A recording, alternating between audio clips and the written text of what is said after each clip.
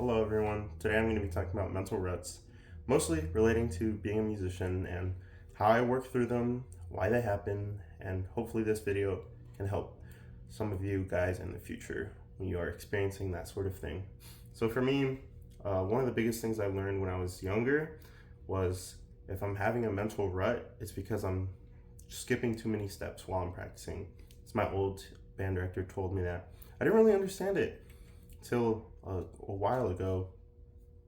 I was in my lesson with my professor, and we're working on articulation because my articulation just wasn't my normal articulation wasn't as consistent as my legato, and I was just like, I wonder why. So he's like, well, let's do legato first, and then just normal articulation. And I just couldn't get it, and I was getting really frustrated because I tried a lot of things, and I just couldn't get it. And I've always worked on my articulation, but then I realized, okay, so I just took a breath and I did legato, then I moved my tongue slightly down, did articulation there, and I worked all the way to where I think my tongue position is now. And I realized, oh, I'm just trying to force my tongue to do two drastic movements that is just not working for me. So I just needed to take a step back and realize, okay, that's what I need to do. Like, I can't just go from this to that. And I realized that I just need to break stuff down more. And that's one of the biggest reasons I just have a rut is just I can't figure out a way to break stuff down, or if I do, it's just not enough. I feel like I'm not improving. So, how do I combat this? The first thing I do, and I think it's one of the most important things to do, is to record myself and listen back. Sometimes I feel like, oh, well, this sounds awful. It sounds terrible. You shouldn't really play like that. And then I listen back to it. I'm like, oh, that didn't really sound as bad as I thought it did. So it takes a lot of like self-awareness. And self-awareness takes a long time to build. Like, I didn't build my self-awareness until just like a couple months ago. It takes a long process. And listening back, it's going to be just a little big of a change if you don't really do that frequently, because it's like, oh, this is how it's like perceived from a different like listening point. Because usually we usually only just hear like the sound from behind us, obviously, because our boils point that way. Or obviously for different instruments it's different, but for the trombone at least. So it's really important to listen, because then you realize, oh, that didn't sound as bad as I thought it did, or oh, I thought that sounded good, and that didn't really sound as good as I thought it did. So that's one thing. Another thing I do to help me realize is, when did this start happening? Like, when did I start feeling bad about, or not wanting to practice, or feeling bad about my practice? Like, can I pinpoint it back to a certain day? Was I just having a bad playing day? Did I do something differently in my warm up? Did I just work on music that was a little bit too hard? Was I the tempo too fast? Like, trying to recall all that happened in that specific day can help you realize, oh, maybe if I just go about my practice session in a different format than I did this day, my day will be better. Like, I won't feel as stuck or just unable to practice. Sometimes you go through times where you just like don't want to touch the instrument at all. You just don't have the motivation, and well, sometimes you just have to push through that. That one is a little tougher, because it's like you want to take a break, you just don't want to play at all. And sometimes I feel like the best way to combat that is to just do the opposite, because it's just like you're convincing yourself, oh, I shouldn't play, I'll sound bad, I sound bad. But you should really be trying to convince yourself, oh, I'll be fine. Like, it's a new day, I'm a new player. I'm not trying to say that your previous skills don't transfer day to day, but it's like you have to imagine yourself being the best player every single day that you can be, because having a positive mindset will take you really far when it comes to just getting through these mental blocks of yours.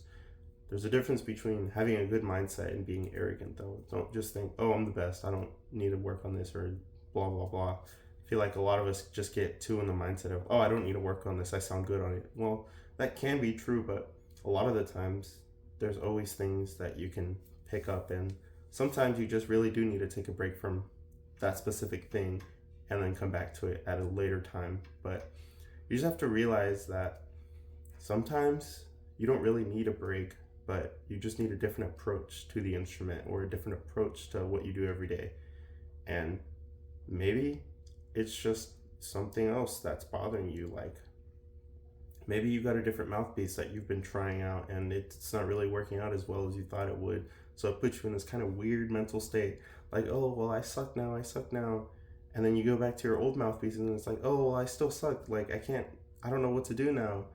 You just have to remember it takes time to build the strength, to build the endurance, to build everything to be able to play on new equipment. So allow yourself time for that. And a lot of the times, really, I just think we just get caught up in ourselves. Oh, well, this guy's 3 years younger than me and he's playing this, this, and this. Or this guy's 10 years older than me and he just sounds like significantly better than me. Or, sometimes you get like the opposite. You're like, oh, this guy's like older than me, but I sound way better than him, which is back to what I was saying previously. Don't get an ego about it. Like, you just want to work to be the very best player you can be, because obviously you're never going to be better than a player because we each are our own individual players. So why would you try to play like someone else when you're your own person? That's the second thing I like to keep track of. It's kind of longer. It's just a long process of things. Third thing is, well, maybe I'm tired of playing trombone. Maybe I'm just tired of like doing this. Like, sometimes I feel that way. When you do that, you just need to take a break. I feel like if you just feel like you don't like the trombone at all, or you don't like anything about music, you just need to take a break. Or if you feel like you shouldn't take a break, then you should go and listen to some of your favorite music. It doesn't have to be classical. It can be whatever. It can be jazz, classical, rock, whatever you're into. Just listen to it and be like, wow, this is great. And if I keep working my best at my instrument, then I can also do that. It's important to realize that there's more to music than just, oh, sound comes out of the instrument. Like, there's a lot of things that music can go into. So it's important to just be aware of that. Another thing is that I've been working on that I just realized recently is that I feel like I rely a lot too much on my instrument for my well-being and my mental state. It's just because, you do it so long and you have a lot of good days on your instrument, you have a lot of good days outside of your instrument, then you go and practice and you just have a good day. So then you're like, your mind is correlating, oh, I had a good day on the instrument, and then, you start to slowly build this, oh, only my instrument can let me have good days. Well, yeah, it's true. Something you love to do and that you do it every day, it's going to be something that is good most of the time. But you just have to combat this. You can't allow the instrument, whatever it is, to allow yourself to be happy without it. There's a great interview I watched with Yo-Yo Ma. He was just talking about his old lesson teacher. I forget who it is now, but his old lesson teacher was when he was like 11 or 12. I mean, he was really young. He's like, yeah, Yo-Yo Ma, you're a really great cello player. At least, that's what he said at the time. And Yo-Yo Ma was like, well, I don't know. He's just like, yeah, I think you are, but I feel like you should just go and play baseball. To me, for a while, I was just really confused about that. I was like, well, if he went and did that, how could he work on cello? He's such a great player. He needs to just do more for himself. But that's what I felt like when I watched that interview. Then later in the interview, Yo-Yo Ma states like, well, after a while, I started to realize that first, I'm a person. Second, I'm a musician. And third, I'm a cello player. I was like, that really is interesting. The person thing goes back to what I was saying. Don't let the instrument dictate your well-being, dictate your mental health. Obviously, there are some days you have that are just bad and you just need your instrument to relax. Sure, perfectly fine. But don't make it every day. You have to have a good day because you play your instrument or you do something music related. You have to have good days without your instrument. 2, musician. Well, it doesn't matter how good you are, how high you can play, how low you can play, how fast you can play, how slow, how loud, how soft. No one cares about that if you don't have any types of emotion you're playing. Being a musician comes a lot from being a person. If you don't have experiences that you want to share in your music, it's really hard to make something come out of that.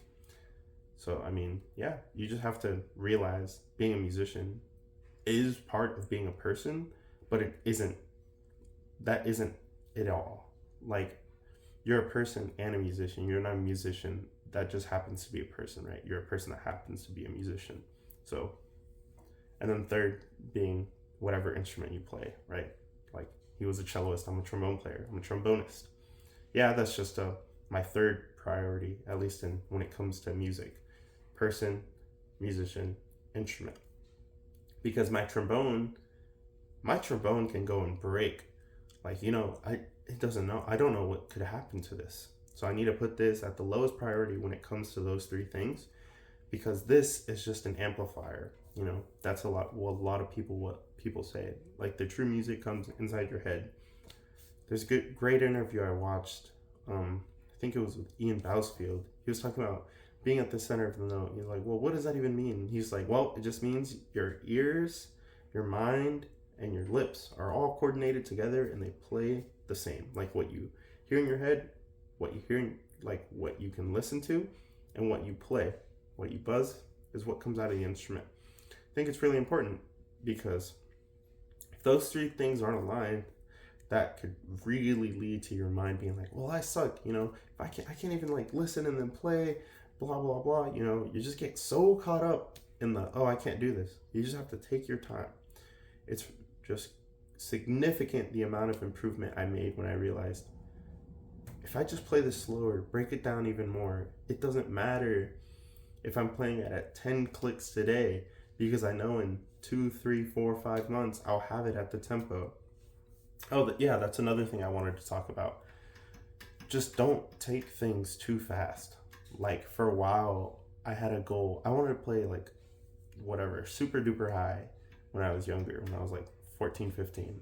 And I was able to play high, but it just didn't sound good. I had bad embouchure, bad air, bad support, bad everything. So I was just like, dang. I was like, boom, I could play high. So to me, it didn't matter. You have to let the very fundamental skills that will make you a great instrumentalist happen. And it takes a long time. After I did my embouchure switch from it being really poor to it being more solid, I haven't gotten those super duper high notes back. And it's just because it takes time to build them to actually sound good. I'd rather have like a 3 octave scale sound good than a 7 octave scale, but every octave sounds terrible. But yeah, you just have to figure out the what is causing you to feel like you don't want to practice or that you suck. When did it happen? Why did it happen? Like, did you change your mouthpiece? Did you do this? What are things you can listen to? Like, what are things you used to love listening to that you can go back and listen to and just be like, I love music. And you just have to realize, why are you doing music? Like, a lot of people are like, I love doing music because, I'm good at it, or this and this and this. You have to love music just because it's there. At least I think. Music is something that connects us all as people. So you just need to be able to realize that, well, if we didn't have music, or if we didn't have, like, for example, the trombone, then what else could we do? You could do other things to maybe imitate the trombone or just play a different instrument. You're not stuck on just doing one thing and being good at that instantly. You just have to find the happiness in what is available. And sometimes what is available isn't what you currently have. Like, not even just relating to instruments. Like, oh, I want a double tongue at 3,000 or whatever. Which obviously that's unrealistic, but that just isn't available to you right now. So you have to not let that part of your brain be like, whoa, you can't do this, so there's no point in even being happy. There's no point in just even practicing if I can't do that.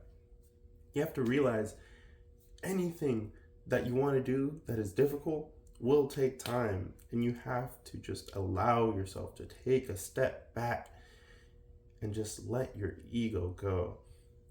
Just let your ego go and be like, it doesn't matter how long it will take you. It doesn't matter how long it will take you, as long as you work at it hard and diligently, correctly, with a teacher if you can do that. As long as you do all those things, you will get there.